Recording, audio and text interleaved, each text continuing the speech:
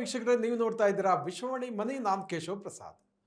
ವೀಕ್ಷಕರೇ, ಬಿಟ್ಕಾಯಿನ್ ಸಾಕಷ್ಟು ಇತ್ತೀಚಿನ ವರ್ಷಗಳಲ್ಲಿ ಸುದ್ದಿಯಲ್ಲಿರುವಂಥದ್ದು. ಅನೇಕ ಮಂದಿ ಬಿಟ್ಕಾಯಿನ್ನ ದರ ಏರಿಕೆಯನ್ನು ಕಂಡು ಅಲ್ಲೂ ಕೂಡ ಸಾಕಷ್ಟು ಮಂದಿ ಇನ್ವೆಸ್ಟ್ ಮಾಡ್ತಾ ಇದ್ದಾರೆ. ಆದರೆ ಅನೇಕ ಮಂದಿಗೆ ಅದರ ಭವಿಷ್ಯದ ಬಗ್ಗೆ ಒಂದಷ್ಟು ಪ್ರಶ್ನೆಗಳು ಕೂಡ ಇದೆ. ಒಂದು ವೇಳೆ ಈ ನೋಡಿ, ಭಾರತದಲ್ಲಿ ಸಾಂಪ್ರದಾಯಿಕವಾಗಿ ಚಿನ್ನ ಬಹಳ ಜನಪ್ರಿಯವಾದಂಥ ಇನ್ವೆಸ್ಟ್ಮೆಂಟ್ ಅಸೆಟ್ ಅಲ್ಲಿ ಒಂದಾಗಿರುವಂಥದ್ದು. 25,000 ಕೋಟಿಗೂ 25,000 ಟನ್ಗೂ ಹೆಚ್ಚು ನಮ್ಮ ಡೊಮೆಸ್ಟಿಕ್ ವಲಯದಲ್ಲಿ ಚಿನ್ನ ಇರುವಂಥದ್ದು. ಮನೆಗಳಲ್ಲಿ ಚಿನ್ನ ಇದೆ. ಆದರೆ ಇತ್ತೀಚಿನ ವರ್ಷಗಳಲ್ಲಿ ಯೂತ್ಸ್ ಮುಖ್ಯವಾಗಿ ಬಿಟ್ಕಾಯಿನಲ್ಲಿ ಕೂಡ ಇನ್ವೆಸ್ಟ್ಮೆಂಟ್ ಮಾಡಲಿಕ್ಕೆ ಶುರು ಮಾಡಿದ್ದಾರೆ. ಯಾಕಂದರೆ ಅದರ ಪ್ರೈಸ್, ಅದರ ವಾಲಟಾಲಿಟಿ ಇರ್ಬೋದು, ಅದು ತುಂಬ ಅಟ್ರಾಕ್ಟ್ ಮಾಡ್ತಾ ಇರುವಂಥದ್ದು. ಸೊ ಹೀಗಾಗಿ ಬಿಟ್ಕಾಯಿನ್ ಭವಿಷ್ಯದಲ್ಲಿ ಗೋಲ್ಡನ್ನು ರಿಪ್ಲೇಸ್ ಮಾಡುತ್ತಾ ಅನ್ನುವ ಟಾಪಿಕ್ ಬಗ್ಗೆ ಇವತ್ತು ನಾವು ಸಾಕಷ್ಟು ಉಪಯುಕ್ತವಾದಂತಹ ವಿಚಾರಗಳನ್ನು ತಿಳ್ಕೊಳ್ಳೋಣ. ಇದಕ್ಕಾಗಿ ನಮ್ಮ ಜೊತೆ ಇವತ್ತು ಕೌಟಿಲ್ಯ ಕ್ಯಾಪಿಟಲ್ ಸ್ಥಾಪಕರಾದ ಅಶೋಕ್ ದೇವನಾಂಪ್ರಿಯವರು ನಮ್ಮ ಜೊತೆ ಇದ್ದಾರೆ. ಬನ್ನಿ ಕಾರ್ಯಕ್ರಮಕ್ಕೆ ಅವರನ್ನ ವೆಲ್ಕಮ್ ಮಾಡೋಣ. ನಮಸ್ಕಾರ ಅಶೋಕ್ ಸರ್. ಅಂದಹಾಗೆ ಬಿಟ್ಕಾಯಿನ್ ಮುಂದಿನ 10-20 ವರ್ಷಗಳಲ್ಲಿ ಗೋಲ್ಡನ್ನು ರಿಪ್ಲೇಸ್ ಮಾಡುವಂಥ ಒಂದು ಚಾನ್ಸ್ ಇದೆಯಾ? ಏನು ಹೇಳ್ತೀರಿ ಅಂತ? ಮೊದಲನೇದಾಗಿ ಬಂಗಾರಕ್ಕೆ ಸುಮಾರು 5,000 ವರ್ಷದ ಇತಿಹಾಸ ಇದೆ. ಹೌದು.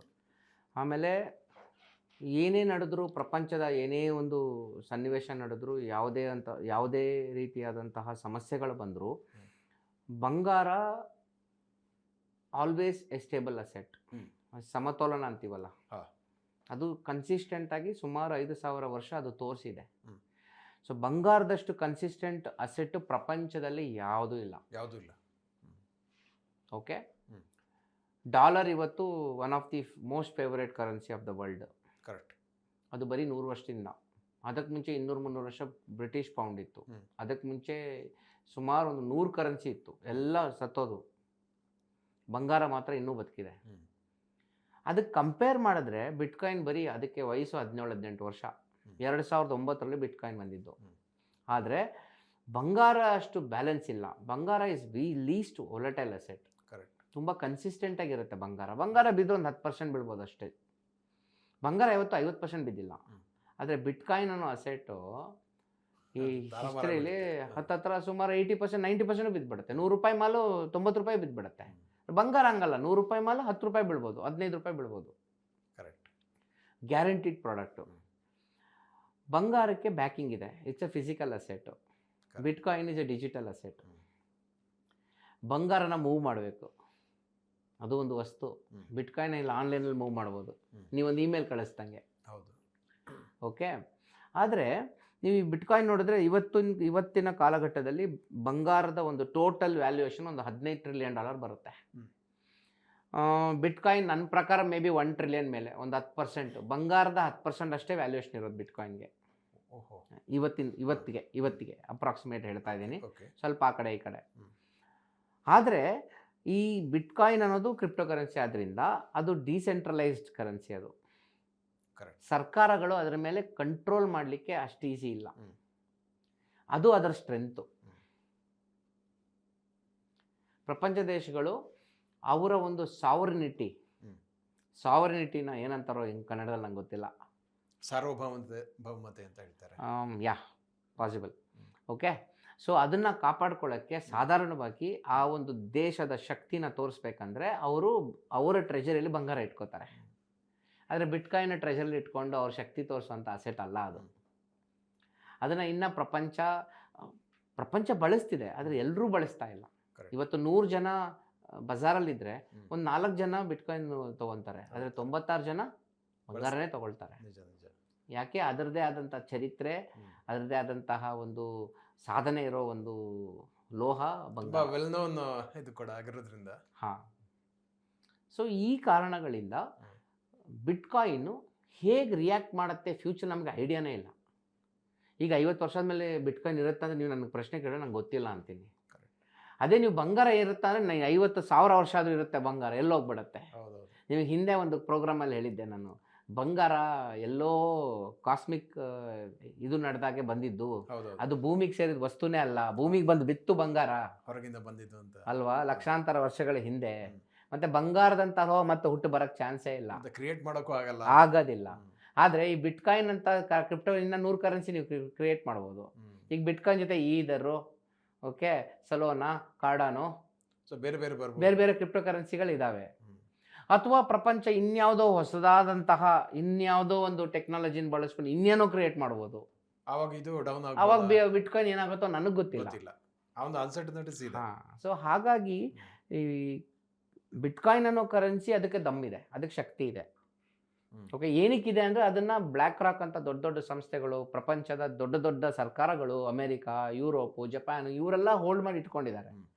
ಸೊ ಅದು ಅದು ಕಮ್ಮಿ, ಅದ್ರ ಬೆಲೆ ಕಮ್ಮಿ ಆದರೆ ಎಲ್ರಿಗೂ ನಷ್ಟವೇ. Correct. It is too large to fail. ಅಷ್ಟೇ ಅದು ಎಷ್ಟು ದೊಡ್ಡದಾಗ್ಬಿಟ್ಟಿದೆ ಅಂದರೆ ಅದು ಸೋಲಕ್ಕೆ ಚಾನ್ಸೇ ಇಲ್ಲ, ಆ ಸಿಚುವೇಶನ್ ಬಂದ್ಬಿಟ್ಟಿದೆ ಅದಕ್ಕೆ. ಆದರೆ ಬಂಗಾರನ ರೀಪ್ಲೇಸ್ಮೆಂಟ್ ಮಾಡತ್ತ ಅನ್ನೋ ಪ್ರಶ್ನೆ ಬಂದಾಗ ಬಂಗಾರನ ರೀಪ್ಲೇಸ್ ಮಾಡೋ ಅಸೆಟ್ ಈ ಪ್ರಪಂಚದಲ್ಲಿ ಯಾವುದೂ ಇಲ್ಲ.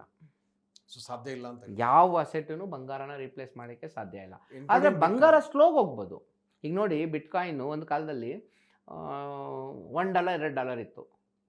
$1,000 ಹೋಯ್ತು, $10,000 ಹೋಯ್ತು, $25,000, $50,000, ಲಕ್ಷ, $1.25 ಲಕ್ಷ ಲೆವೆಲ್ಗೆ ಹೋಯ್ತು ಬಂಗಾರ ಬಿಟ್ಕಾಯಿನ್. ಕರೆಕ್ಟ್. ಒಂದು ಟೈಮಲ್ಲಿ ನೀವು 1 bitcoin was equal to 1 kg gold. ಹತ್ತತ್ರ ಇವತ್ತು 1 ಬಿಟ್ಕಾಯಿನ್ಗೆ ಅರ್ಧ ಕೆ ಜಿ ಬಂಗಾರನೇ ಬರೋದು.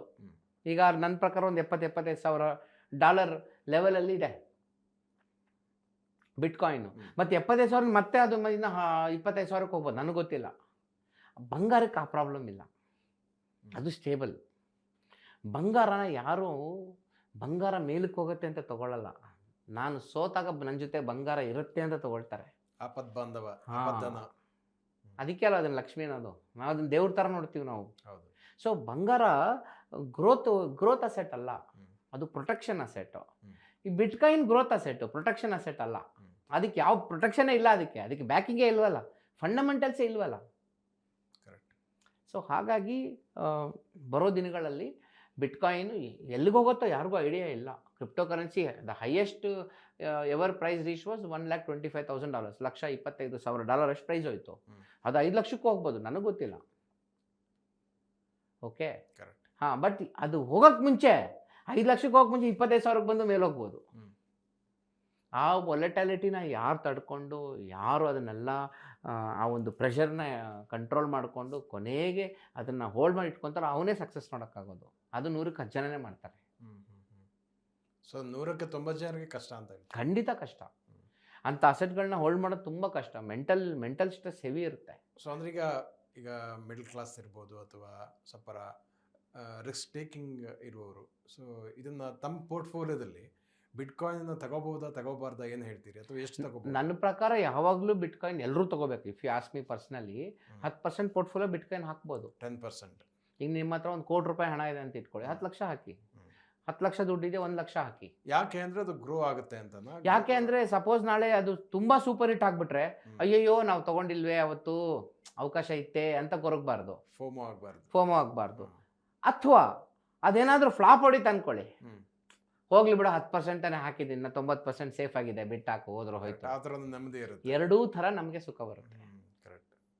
ನಷ್ಟ ಆದರೂ ತೀರಾ ನಷ್ಟ ಆಗಿಲ್ಲ, ಗೆದ್ರೆ ಚೆನ್ನಾಗಿ ಬರುತ್ತೆ ಅಂತ. ಅದೇ ಥರ ನಮ್ಮ ಜನ ಬಂಗಾರಕ್ಕೆ ಕೂಡ 10% ಇನ್ವೆಸ್ಟ್ಮೆಂಟ್ ಮಾಡಬೇಕು. ಯಾಕೆ ಅಂದರೆ protection asset. Okay, so 10% gold, 10% bitcoin. So that's ideal ಅಂತ ಹೇಳ್ತೀವಿ. ಇನ್ನು 80% ನೀವು ಯಾವ ಇನ್ವೆಸ್ಟ್ಮೆಂಟ್ ಅವೆನ್ಯೂ ಬೇಕಾದ್ರೂ ನೀವು ಹಣ ಹೂಡಿಕೆ ಮಾಡ್ಕೋಬೋದು.